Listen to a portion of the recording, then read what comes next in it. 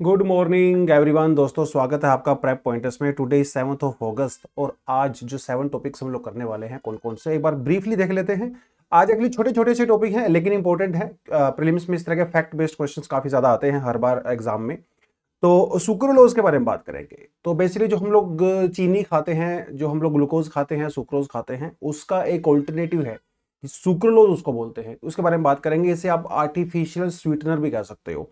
उसके बाद bitcoin stock pile क्या है, थोड़ा इसके बारे में जानेंगे। अमेरिका में जिस तरह से अभी इलेक्शन के लिए कैंपेनिंग हो रही है, वहाँ पे ये जो टर्म है बिटकॉइन स्टॉक पाइल वो काफ़ी ज़्यादा ट्रेंड में है, उसके बारे में बात करेंगे।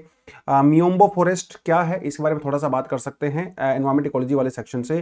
जुडिशरी वाले सेक्शन से, पॉलिटी वाले सेक्शन से टॉपिक करने वाले हैं प्रेडिकेट ऑफेंस, ये क्या होता है और रिसेंटली न्यूज़ में क्यों है। ये भी काफ़ी इंपॉर्टेंट टॉपिक है, एग्जाम में इस तरह के सवाल फ्रिक्वेंटली आते रहते हैं।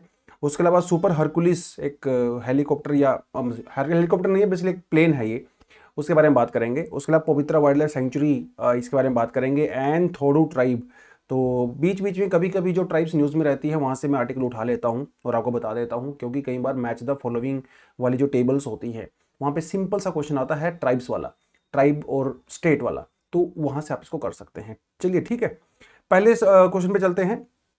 सुक्रोलोज सुक्रोलोज सुक्रोलोज, तो देखिए अभी थोड़े समय पहले क्या हुआ था, WHO ने एक रिसर्च करके एक स्टेटमेंट इशू किया था और WHO ने यह कहा था कि जो आर्टिफिशियल स्वीटनर्स होते हैं वो हेल्थ के लिए बहुत खतरनाक हैं, ऐसा WHO ने कहा था। किसी भी तरह का स्वीटनर हो, जैसे हम लोग चाय में, कई बार आपने देखा होगा ना टीवी में ऐड आती है कि भाई आप चीनी डाल के चाय मत पिए, चीनी डाल के कॉफी मत पिए, वो एक ड्रॉप से डालते हैं, है ना, उसे एक आर्टिफिशियल स्वीटनर होता है। वो होता मीठा है लेकिन वो चीनी नहीं होती है। तो WHO ने कहा था कि इस तरह का कोई भी स्वीटनर हमारी हेल्थ के लिए सही नहीं है।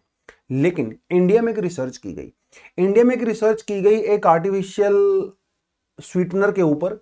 एक्चुअली आर्टिफिशियल भी नहीं है, एक तरह से जो हमारा नॉर्मल शुगर होता है उसके केमिकल कंपोजिशन में हल्का सा चेंज किया गया है, इसे सुक्रोलोज कहते हैं।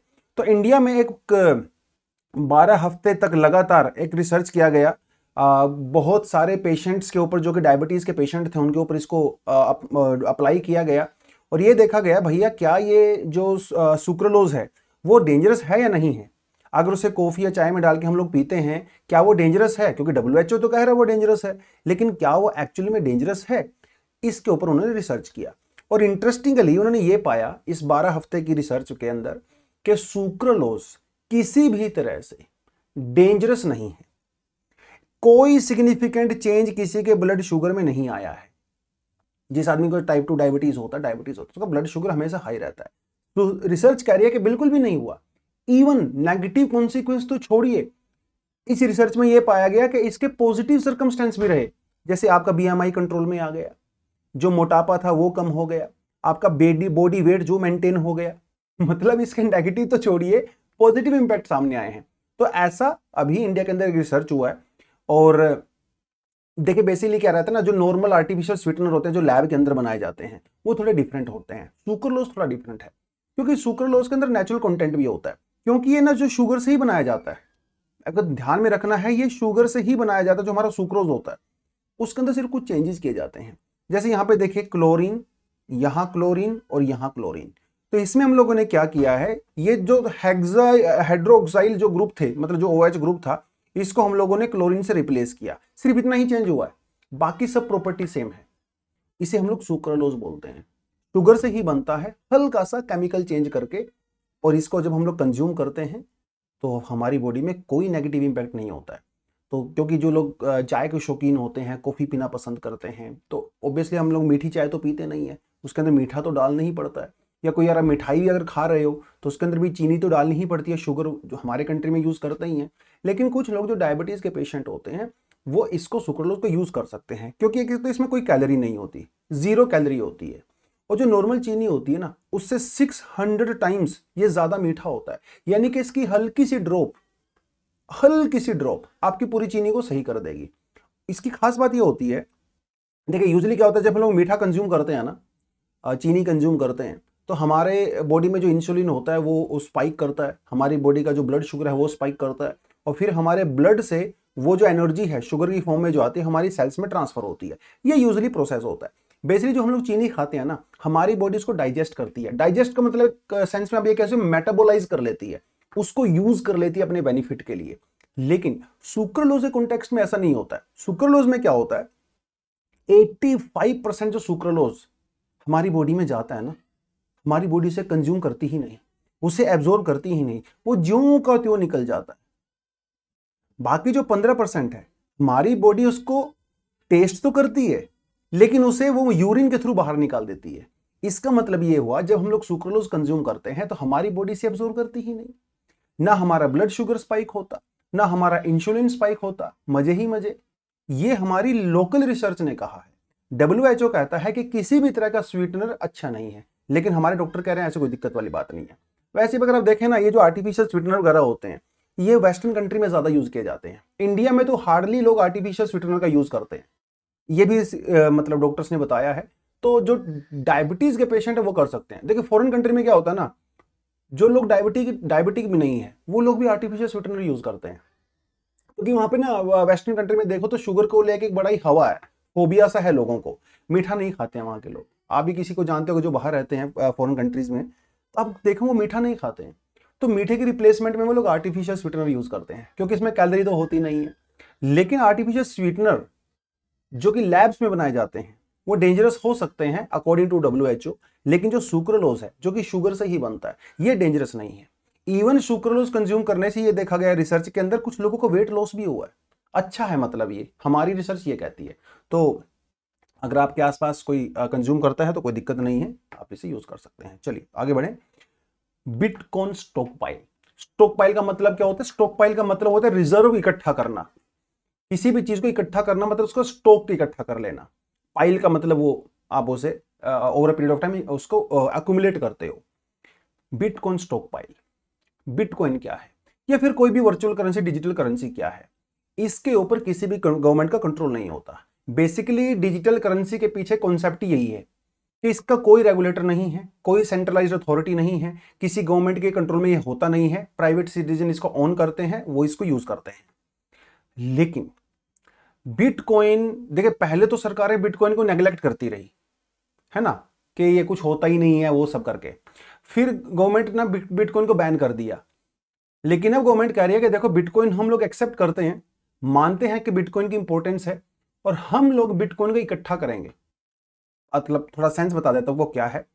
भैया अमेरिका में चल रहे हैं इस समय इलेक्शन के लिए कैंपेनिंग चल रही है। वहां पे जो मिस्टर ट्रंप हैं, जो कि रिपब्लिक पार्टी के रिप्रेजेंटेटिव हैं, उनके कैंडिडेट हैं, उनको कहना है कि अगर वो पावर में आए तो वो नेशनल स्ट्रेटेजिक बिटकॉइन स्टॉकपाइल बनाएंगे। इससे क्या होगा, अमेरिकन गवर्नमेंट के पास जितना बिटकॉइन है वो तो इकट्ठा करेंगे ही, उसके अलावा अमेरिकन गवर्नमेंट और भी बिटकॉइन बाहर से परचेज करेगी। देखिए अमेरिकन सरकार ने बहुत कोशिश कर लिया बिटकॉइन को कंट्रोल करने का, कुछ हुआ नहीं, ठीक है। रेगुलेट करने की कोशिश की थोड़ा बहुत, वो भी नहीं कर पाए। तो उन्होंने सोचा कि भाई जब हम लोग रेगुलेट नहीं कर पाते हैं तो कम से कम इसको इकट्ठा ही कर लो। देखिए बिटकॉइन को कोई कंट्रोल नहीं करता, लेकिन अब मान के चलिए अगर बिटकॉइन गवर्नमेंट खुद ओन करती हो फिर तो उसको रेगुलेट कर सकती है ना।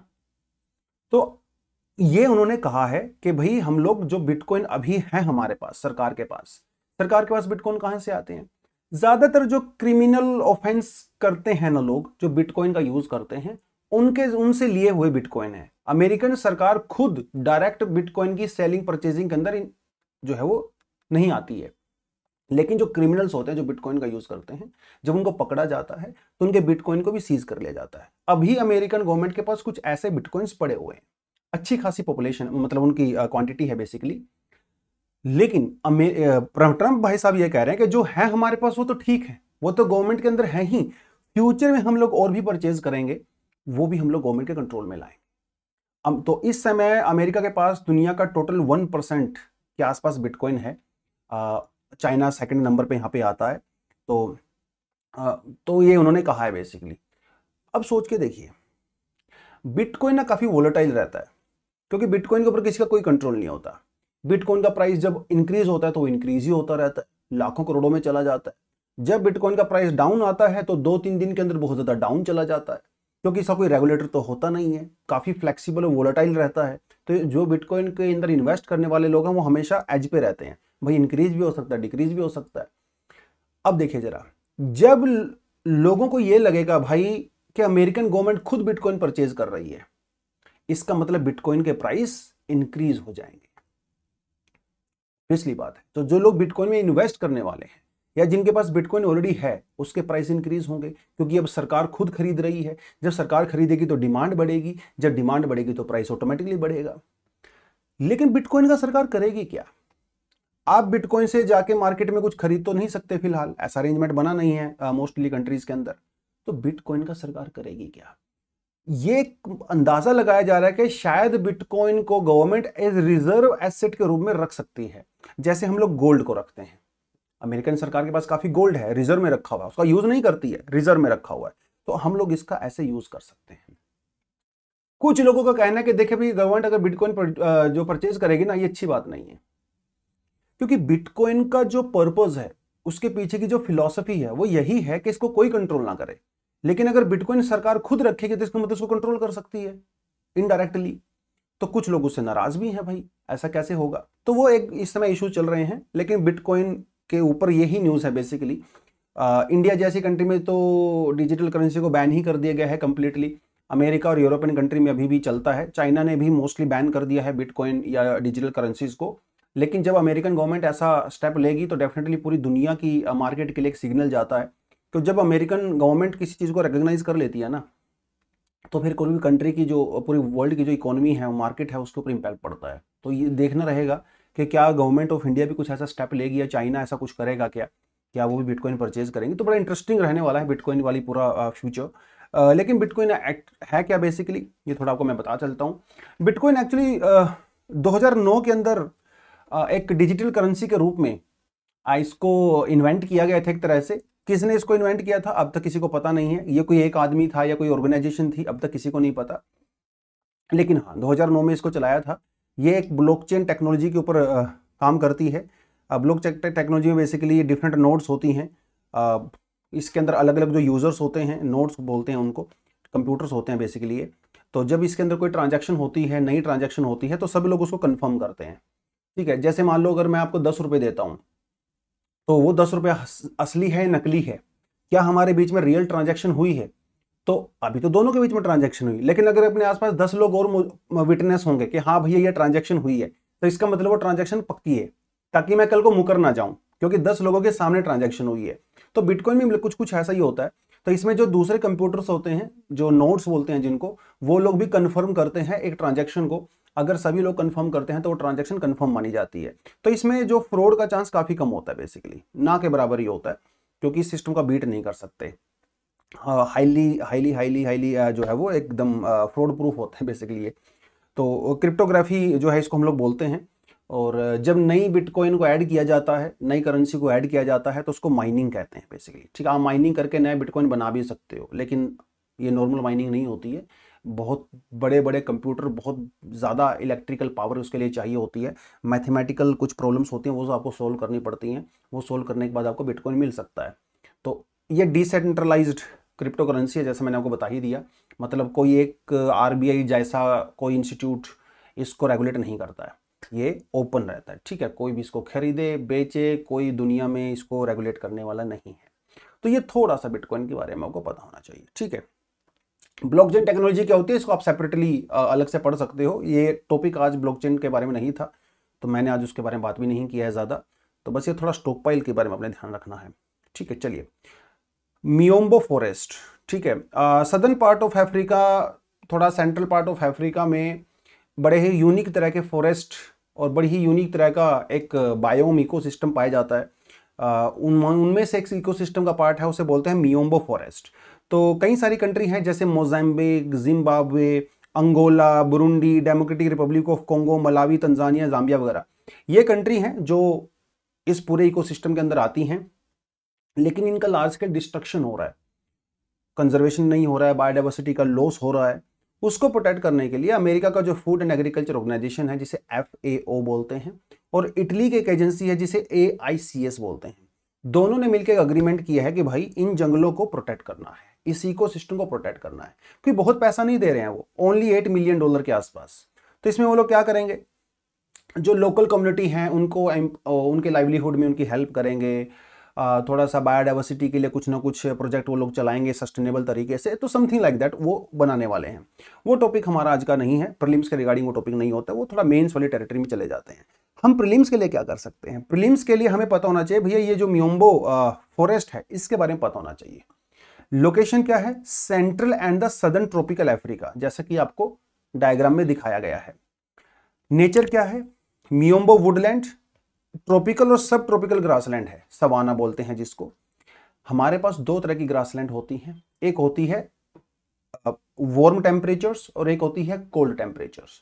जो कोल्ड टेम्परेचर वाला ग्रासलैंड होते हैं उसे हम लोग स्टेपेज कहते हैं। जो गर्म वाला होता है उसे हम लोग सवाना कह सकते हैं। ठीक है, savanna type of climate, Sudan type of climate, जो आपकी बुक है जीसी लियोंग, वहां पे बहुत अच्छे से इसको समझाया भी गया है। तो ये ट्रॉपिकल और सब ट्रॉपिकल ग्रासलैंड है बेसिकली, और इसको हम लोग तीन छोटे छोटे रीजन के अंदर कन्वर्ट कर सकते हैं। एक है अंगोला वाला, ठीक है, अंगोला कंट्री में भी ये पड़ता है, ध्यान रखना है। लेकिन अंगोला वाला ड्राई नहीं है, वो वेट है। वेट मतलब जहां पे थोड़ा सा रेनफॉल ज्यादा होता है। दूसरे वाला पड़ता है जी आपका जाम्बिया के अंदर, ठीक है, जिसके अंदर अंगोला, बुरुंडी वगैरह वो सब इकोसिस्टम के अंदर आ जाते हैं। और यहाँ पे एक रिवर है जाम्बेजी, ठीक है, ग्रेटर जाम्बेजी एक रिवर है बड़ी इंपॉर्टेंट, वो रिवर भी जो है इनसे फ्लो करती है। फिर एक आता है आपका ड्राई मियोम्बो वुडलैंड, इसके अंदर आपका Malawi, Mozambique, central southern Tanzania वगैरह ये कुछ कंट्री पड़ती हैं, जहाँ पे ग्रासलैंड काफ़ी भरपूर मात्रा में पाई जाती है। तो वो थोड़ा सा अपने याद रखना है। ये इसीलिए भी न्यूज़ में है एक तरह से, क्योंकि जिस तरह से फॉरेस्ट फायर्स के केसेस बढ़ रहे हैं बिकॉज ऑफ क्लाइमेट चेंज या दूसरे रीजन की वजह से, तो ये क्योंकि ग्रासलैंड है तो बहुत जल्दी आग भी पकड़ लेता है। और यहाँ पे जो जनता यहाँ पे रहती है, ये आप देखिए जितनी भी कंट्री है ना, ये these are one of the poorest country in the world. और यहाँ के जो मिलियंस ऑफ लोग हैं वो इस फॉरेस्ट के ऊपर ही डिपेंड करते हैं अपनी लाइवलीहुड के लिए, बहुत सारी चीज़ों के लिए। तो इनको प्रोटेक्ट किया जाना बहुत ज़रूरी है। लेकिन वहाँ पे क्या ना, बहुत सारी प्राइवेट कंपनीज इन्वॉल्व हो गई हैं कमर्शियली, जो इसको एक्सप्लॉइट कर रही हैं। उस सबको ध्यान में रखते हुए थोड़ा सा नोटिस किया गया कि इस पूरे इकोसिस्टम को प्रोटेक्ट किया जाना ज़रूरी है, और उस कॉन्टेक्स्ट में अभी एग्रीमेंट हुआ है। तो ये थोड़ा सा हमने कंट्रीज़ का नाम याद रखना है, इसकी लोकेशन याद रखनी है। बहुत टफ सवाल यहाँ से नहीं पूछेगा, सिंपल सा ही सवाल पूछ सकता है। मियोम्बो फॉरेस्ट अभी न्यूज़ में थे कि भाई ये कौन से कॉन्टिनेंट से, कौन सी कंट्री से बिलोंग करते हैं, ऐसा सवाल भी आ सकता है। ठीक है, चलो थोड़ा आगे बढ़ें। प्रेडिकेट ऑफेंस इंटरेस्टिंग न्यूज़ है बेसिकली ये। देखिए, जब हम लोग ईडी की बात करते हैं, एनफोर्समेंट डायरेक्टरेट की बात करते हैं, हमारा जो पीएमएलए होता है, ठीक है, prevention of money laundering act, उसको इंप्लीमेंट कौन करता है? ये हमारा ईडी ही करता है। तो ईडी जो भी खासकर पैसे वाले जो केस होते हैं, क्राइम होता है, ईडी उसको हैंडल करता है। लेकिन मेजर जो चीज है वो है मनी लॉन्ड्रिंग, ठीक है, prevention of money laundering act, इसके नाम में ही लिखा हुआ है मनी लॉन्ड्रिंग। मनी लॉन्ड्रिंग का काम क्या होता है आपको अच्छे से पता है कि जो काला धन होता है उसको सफेद करना मनी लॉन्ड्रिंग होता है। अब देखिए जरा, कोई आदमी है जो मनी लॉन्ड्रिंग के अंदर इन्वॉल्व है, तो जो मेजर क्राइम है, प्राइमरी क्राइम है, वो तो ये हो गया है ना। कोई आदमी मनी लॉन्ड्रिंग के अंदर सीधा सीधा पकड़ा गया, ये उसका क्राइम है। लेकिन वो पैसा आया कहां से? भाई मनी लॉन्ड्रिंग तो बाद में करोगे ना, पहले तो पैसा आएगा ना। तो वो जो जहां से पैसा आ रहा है तो डेफिनेटली वो इलीगल तरीके से ही आ रहा है। आपने कोई फ्रॉड किया होगा, कुछ तो किया होगा, तभी तो पैसा आया है। तो ये जो इलीगल फ्रॉड आपने किया है ये भी एक क्राइम है। तो यहां पे दो क्राइम हो गए। एक तो डायरेक्ट क्राइम हो गया जो पीएमएलए डायरेक्टली हैंडल करता है, ईडी हैंडल करता है। एक उससे पहले वाला क्राइम होता है जिसे हम लोग कहते हैं प्रेडिकेट क्राइम, ठीक है। तो कोई क्राइम आइसोलेटेड नहीं होता है, उसके पीछे एक सीरीज ऑफ क्राइम होती है, सीरीज ऑफ इलीगल एक्टिविटी होती है। तो जो पीछे वाले क्राइम होते हैं ना, उससे हम लोग उसको हम लोग कहते हैं प्रेडिकेट। अब देखिए जरा, यहां पे एग्जांपल देता हूं आपको जिसके लिए पूरा केस आया है। तो तमिलनाडु के एक मिनिस्टर साहब थे, ठीक है, कई साल पहले उन्होंने क्या किया, तमिलनाडु के ट्रांसपोर्ट मिनिस्टर थे वो, और ट्रांसपोर्ट के अंदर खूब सारी जॉब्स निकली तमिलनाडु में, कई साल पहले की बात है। तो इन भाई साहब ने क्या किया, जॉब्स के चक्कर में लोगों से पैसा लेना शुरू कर दिया। भैया आपको सिलेक्शन करवा देंगे, आप हमें पैसा दे दीजिए। वो जितना भी पैसा आया, ठीक है, वो बाद में मनी लॉन्ड्रिंग के अंदर इन्वॉल्व हो गया। जब इनके घर पे छापामारी की गई तो करोड़ों रुपए इनके अकाउंट में मिले, इनके घर पे भी मिले, इनके कजन्स, इनके ब्रदर के घर पे भी काफी पैसा मिला। वो एक केस हो गया। उस पैसे के वो सफेद कर रहे थे मनी लॉन्ड्रिंग का यूज करके, वो एक अलग क्राइम हो गया। तो यहां पे दो क्राइम है, पहला जो मेजर क्राइम है वो मनी लॉन्ड्रिंग, जो ईडी हैंडल करता है अंडर पीएमएलए। अब मामला पहुंचा कोर्ट में। कोर्ट ने यह कहा कि अगर एजेंसी, ईडी मतलब अगर एजेंसी प्रेडिकेट क्राइम अगर प्रूफ नहीं कर पा रही है तो उस पर्सन के ऊपर जो मनी लॉन्ड्रिंग का केस है वो भी नहीं चलेगा। मतलब ईडी को पहले यह प्रूफ करना पड़ेगा ये जो पैसा था वो एक्चुअली जॉब स्कैम से आया था, उसके बाद मनी लॉन्ड्रिंग वाला केस चलेगा। समझ रहे इस बात को? मनी लॉन्ड्रिंग तो कर ही रहे थे, वो तो पकड़े ही गए हैं, लेकिन उसके पीछे जो प्रेडिकेट क्राइम है, भैया पैसा आया कहां से, वो भी प्रूफ करना जरूरी है। अगर आप ये नहीं प्रूफ करेंगे तो बेल मिल जाएगा। अभी ये भाई साहब कम से कम 300 से ज्यादा दिन हो गए जेल के अंदर बंद हैं, इन्होंने बेल के लिए अप्लाई किया और उन्होंने कोर्ट को यही कहा कि साहब देखिए, मैं मानता हूं मेरे पास पैसा था, लेकिन वो पैसा जॉब स्कैम से आया, ये कोई प्रूफ नहीं कर पाया अब तक, इसीलिए आप मेरे ऊपर कार्रवाई मत करिए। तो ये पूरे मामले में सुप्रीम कोर्ट ने प्रेडिकेट ऑफेंस के बारे में बात कही है। तो प्रेडिकेट ऑफेंस एक वो इलीगल एक्टिविटी होती है जो कि मेन क्राइम से पहले की जाती है। तो it's like a chain of crime. जैसे मैंने किसी एग्जांपल बता दिया, अगर मान लो मेरे पास बहुत सारा पैसा है और मैं मनी लॉन्ड्रिंग के केस में पकड़ा जाता हूं, तो मेरा पैसा आया कहां से? क्या वो टैक्स इवेजन से आया है? तो दो क्राइम हो गए, एक तो मनी लॉन्ड्रिंग जो मेन क्राइम है, और वो पैसा टैक्स इवेजन से आया है, वो मेरा प्रेडिकेट क्राइम हो जाएगा। ठीक है, थोड़ा उसके कॉन्टेक्स्ट में आपको ध्यान रखना है। तो मनी लॉन्ड्रिंग बेसिकली है क्या? The act of transferring illegal obtained money through the legitimate people और the account so that the original source can not be traced. Obviously बात है भाई, मनी लॉन्ड्रिंग इसलिए तो करते हैं ताकि पता ना चले असलियत में ये पैसा कहां से आया था। तो काले धन को सफेद करने का एक तरीका होता है। तो उस कॉन्टेक्स्ट में सुप्रीम कोर्ट ने बेसिकली पूरा मामला यहाँ पे बताया है, और सुप्रीम कोर्ट ने ये सीधा सीधा कह दिया है that while the offense of the money laundering is independent offense, it is still dependent on the underlying predicate offense to the extent of the proceeds of the crime having been derived or the obtained as a result of the criminal activity relating to the, मतलब supreme court ने ये कहा कि भाई देखे money laundering तो crime है ही, लेकिन उससे पिछले वाला जो क्राइम है प्रेडिकेट क्राइम, वो भी उतना ही इंपॉर्टेंट है। ठीक है, और अगर इन्वेस्टिगेशन एजेंसी नहीं कर पा रही है उस ऑफेंस को, तो फिर कोर्ट को कुछ और सोचना पड़ेगा, क्योंकि भैया आपको ये प्रूफ तो करना पड़ेगा ना पैसा कहां से आया। तो हमारा जो FATF है, बेसिकली जो फाइनेंशियल एक्शन टास्क फोर्स है, इसने ऐसे 21 ऑफेंस क्राइम्स की एक लिस्ट इशू की है जिसको आप प्रेडिकेट क्राइम कह सकते हो। मतलब ये वो क्राइम है जहां से वो इलीगल काला धन लोग कमाते हैं, अर्न करते हैं।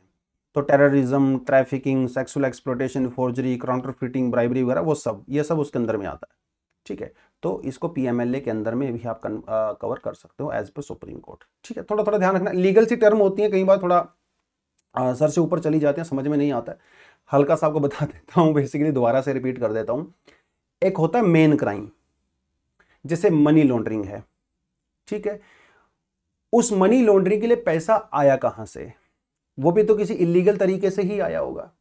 जो इलीगल तरीके से पैसा आया है उसे बोलते हैं प्रेडिकेट क्राइम। प्रेडिकेट क्राइम पहले होगा, मेन ऑफेंस बाद में होगा। ठीक है, उस कॉन्टेक्स्ट में अपने इसको याद रखें। चलिए जी, C-130J सुपर बांग्लादेश के अंदर इश्यूज बहुत सारे हो रहे हैं अनफॉर्चुनेटली। सिर्फ ये अनफॉर्चुनेट मेडिसिन में नहीं कह रहा हूँ, 400-500 से ज़्यादा लोगों की वहाँ पे डेथ हो चुकी है अनफॉर्चुनेटली। और हिंदू टेम्पल्स और हिंदू लोगों के ऊपर भी अटैक हो रहे हैं, बिजनेस वगैरह के ऊपर। तो कम्युनल अभी एंगल भी ले लिया है इस पूरे राइट ने। शुरुआत में कम्युनल बिल्कुल भी नहीं था, अब ये कम्युनल भी होता जा रहा है। तो वहाँ की जो प्राइम मिनिस्टर थी शेख हसीना जी ने रिजाइन तो डाला ही डाला, और वो अभी भाग के इंडिया में आ गई हैं बेसिकली। तो जिस जहाज में वो आई हैं, ठीक है, वो ये वाला है, देखिए जरा, इसी का नाम है Hercules jet, C-130J Hercules jet, इसमें आई हैं बेसिकली। तो थोड़ा सा हमने सोचा कि प्रीलिम्स के हिसाब से इसको देख ही लेते हैं। एक्चुअली अमेरिकन जेट है, अमेरिकन कंपनी है लॉकहीड मार्टिन, दुनिया की सबसे बड़ी डिफेंस मैन्युफैक्चरिंग कंपनी है, उसने इसको बनाया हुआ है। 4 इंजन का है ये, जो रॉयल्स जो गाड़ियां बनाती है कंपनी ना, रोल्स रॉयस, उसका इंजन इसमें लगा हुआ है। और ये ट्रूप्स लेके जाएंगे, 92 ट्रूप्स को एक साथ ही लेके जा सकता है। कई बार ह्यूमैनिटेरियन एड के लिए, सामान ढोने के लिए, ट्रांसपोर्ट के लिए भी इसका यूज़ किया जाता है। तो शेख हसीना जी इसी को बैठ के इंडिया में आई हैं, अगरतला में आई हैं फिलहाल, और अपनी बहन के साथ आई हैं। वो, उनकी बहन यूके सिटीज़न हैं, और शेख हसीना जी ने भी यूके की सिटीजन मतलब असाइलम के लिए अप्लाई किया हुआ है, लेकिन यूके गवर्नमेंट ने उसको मना कर दिया। तो हो सकता है अभी शेख हसीना जी कुछ समय के लिए इंडिया में ही रुकेंगी। ठीक है, पहले भी ऐसा हो चुका है, इंदिरा गांधी के ज़माने में भी वो 6 साल 5-6 साल लगभग इंडिया में रही एक्सटेंडेड पीरियड ऑफ टाइम के लिए। तो ये ऐसा दोबारा से हो सकता है। इस पूरे इशू के ऊपर कभी फिर बात करेंगे, मेंस वाले पर्सपेक्टिव से क्यों ऐसा हुआ, इसकी पूरी हिस्ट्री जानेंगे, शेख हसीना की हिस्ट्री, जो अपोजिशन पार्टी है बीएनपी, उसकी हिस्ट्री के बारे में थोड़ा जानेंगे। वो किसी दिन के लिए छोड़ देते हैं, मे बी मेंस वाले पर्सपेक्टिव से करेंगे, लेकिन फिलहाल के लिए इतना ही। ठीक है, चलो। पवित्रा वाइल्ड लाइफ सेंचुरी, एक यहाँ पे भी बड़ा एक अनफॉर्चुनेट सा इंसिडेंट हुआ है। देखिए, जो एलिफेंट होते हैं ना, एलिफेंट को जो पर्सन रेगुलेट करता है या उसको कंट्रोल करता है या उसकी देखभाल करता है, उसे महावत कहते हैं, है ना, महावत, हिंदी में महावत कहते हैं। तो एक महावत है भैया मिस्टर कुमार, और अनफॉर्चुनेटली एक वाइल्ड एलिफेंट ने इनको मार दिया। तो उस वजह से थोड़ा सा न्यूज़ में रहा। कहाँ पे मारा है? पवित्रा वाइल्ड लाइफ सेंचुरी के। तो पवित्रा वाइल्ड लाइफ सेंचुरी आसाम के अंदर पड़ती है, आपको अच्छे से पता होगा। इसे मिनी काजीरंगा भी कहते हैं। मिनी काजीरंगा इसलिए कहते हैं क्योंकि इसका एरिया काफ़ी छोटा है काजीरंगा की कंपैरिजन में, लेकिन यहाँ पे जो वन ऑन राइनोज हैं वो सबसे ज़्यादा पाए जाते हैं। नंबर्स में नहीं, नंबर्स में तो वो काजीरंगा में ही मिलते हैं, लेकिन डेंसिटी के हिसाब से दुनिया में सबसे ज़्यादा वन ऑन राइनोज की जो डेंसिटी है वो है पवित्रा वाइल्ड लाइफ सेंचुरी के अंदर, काजीरंगा में नहीं है। काजीरंगा में नंबर्स के हिसाब से, एब्सोल्यूट नंबर के हिसाब से सबसे ज्यादा पाए जाते हैं। ये थोड़ा ध्यान रखना है, बार बार बोल रहा हूँ, इंपॉर्टेंट एग्जाम के लिए। और 1971 के अंदर इसको रिजर्व फॉरेस्ट डिक्लेयर किया गया, 1987 के अंदर इसको वाइल्ड लाइफ सेंचुरी डिक्लेयर कर दिया गया। उस कॉन्टेक्स्ट में आपको याद रखना है। इसके नॉर्थ में ब्रह्मपुत्रा रिवर है और इसके साउथ में कुछ वेस्ट जो काइंड ऑफ वाटर बॉडीज है छोटी सी, जिसे जो है गरंगा कहा जाता है।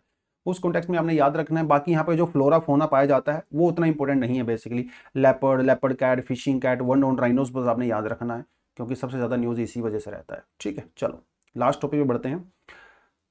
थोडू ट्राइब, तो ये न्यूज़ भी मणिपुर से आती है। मणिपुर में जिस तरह के इश्यूज हो रहे हैं मेइती को लेके, कुकीज़, तो बेसिकली 8-10 ट्राइब हैं मणिपुर में छोटी छोटी, जो यहाँ पे इन्वॉल्व हैं इस पूरे इशू के अंदर। पिछले 1.5 साल से जो इश्यूज मणिपुर में भयंकर वाले हो रहे हैं उस कॉन्टेक्स्ट में। तो यहाँ पे एक छोटी ट्राइब है जिसे कहा जाता है थोडू ट्राइब। तो इन्होंने एक अपना बेसिकली ग्लोबल प्लेटफॉर्म बनाया है। तो जो इंडिया में रहते हैं थोडू ट्राइब के लोग, ज़्यादातर तो मणिपुर में रहते हैं, थोड़े बहुत आपको आसाम, त्रिपुरा, मेघालय, मिजोरम, दिल्ली में देखने को मिलेंगे। उसके अलावा यूएस, यूके, नॉर्वे वगैरह में, ऑस्ट्रेलिया में जो रहते हैं। तो इन्होंने क्या किया, बेसिकली सभी का एक ग्रुप सा बना लिया है। और ये ग्रुप क्या करेगा, ये ग्रुप बेसिकली इनके अधिकारों के बारे में बात करेगा। ठीक है, मणिपुर में जिस तरह की चीज़ें अनफॉर्चुनेटली हो रही हैं उसके बारे में बात करेगा। अगर गवर्नमेंट के साथ नेगोशिएशन करना हुआ तो उसमें भी ये पार्टिसिपेट कर सकते हैं। वहाँ पे जो इम्फाल वैली है, ठीक है, ज़्यादातर वहाँ पे ये पाए जाते हैं। उस तरह ही आपने याद रखना है थोड़ा बहुत। इसकी इनकी जो लैंग्वेज है वो तिब्बतो बर्मीज लैंग्वेज बोली जाती है। मतलब रूट इनका तिब्बत और बर्मा वाला है, बर्मा मतलब म्यांमार। और जो इनकी लैंग्वेज है वो थोडू लैंग्वेज होती है। उसके अलावा यहाँ पे क्लैन सिस्टम बहुत इंपॉर्टेंट है। हालांकि कोई भी ट्राइब आप उठा के देख लीजिए, वहाँ पे क्लैन सिस्टम बहुत इंपॉर्टेंट होता है। खानदान मतलब अगर आप बिल्कुल क्रू टर्म में बोलो तो इनके अंदर अलग अलग क्लैंस हैं, जैसे किंगे, होकिन, डोगिन, ये सब क्लैन है। आई डोंट थिंक सो आपको ये ज़्यादा इंपॉर्टेंट एग्जाम के लिए डाल दिया था, अगर याद कर सकते हो तो कर लेना, नॉट वेरी इंपॉर्टेंट। ठीक है, क्रिश्चियनिटी को ज़्यादातर फॉलो करते हैं, लेकिन फिर भी इनका जो प्री क्रिश्चियनिटी, मतलब क्रिश्चियनिटी को फॉलो करने से पहले जो एनिमिस्टिक बिलीफ हुआ करते थे उनको थोड़ा बहुत फॉलो आज भी करते हैं लोग। हालांकि जो आजकल के यंग लोग हैं आपके जैसे, वो लोग तो मॉडर्न लाइफस्टाइल उन्होंने एक्सेप्ट कर लिया है अच्छा खासा, दिल्ली में आके बेंगलुरु वगैरह खूब जॉब करते हैं। लेकिन अभी भी जो पुराने बूढ़े बुजुर्ग जो गांव में रहते हैं एग्रीकल्चर, हैंडीक्राफ्ट और फोक आर्ट्स वगैरह के अंदर, आज भी उनका वे ऑफ लाइफ वही है बेसिकली। जैसे हमारे नॉर्मली गाँव में जो पिताजी हैं, दादाजी हैं, वो लोग तो खेती बाड़ी में ही ज़्यादा इन्वॉल्व रहते हैं। आजकल के बच्चे शहरों में चले जाते हैं पढ़ने के लिए, रील्स वगैरह बनाते हैं। उस कॉन्टेक्स्ट में आप थोड़ा इसको याद कर लीजिए, बस इसके बारे कुछ नहीं पढ़ना है। मणिपुर से ज़्यादातर ये ट्राइब बिलोंग करते हैं, इम्फाल वैली में रहती है। इतना आप याद कर लो कि आपके लिए सफिशिएंट है। चलिए जी, क्योंकि प्रीलिम्स ओरिएंटेड टॉपिक है तो ज़्यादा इन डेप्थ में जाता नहीं हूँ, और आई होप आपको थोड़ा बहुत इसको ठीक लगा होगा। ठीक लगा तो वीडियो को लाइक किया करें, शेयर किया करें। ठीक है, उसके अलावा मेंटरशिप प्रोग्राम भी हमारा जो है चलता है। आप इन नंबर्स पे कॉल करके मेंटरशिप प्रोग्राम के बारे में जान सकते हो। ऑफलाइन अभी बंद है कुछ दिनों से, जिस तरह से ओरेन में इश्यूज चल रहे हैं तो ऑफिस फिलहाल बंद है। आप ऑनलाइन इन्फॉर्मेशन ले सकते हो मेंटरिंग प्रोग्रामिंग के लिए, या फिर जो आंसर राइटिंग कोर्स है उसके लिए आप इन्फॉर्मेशन ले सकते हैं। तो आज यहीं पे एंड करते हैं। Thank you very much, all the best, जय हिंद।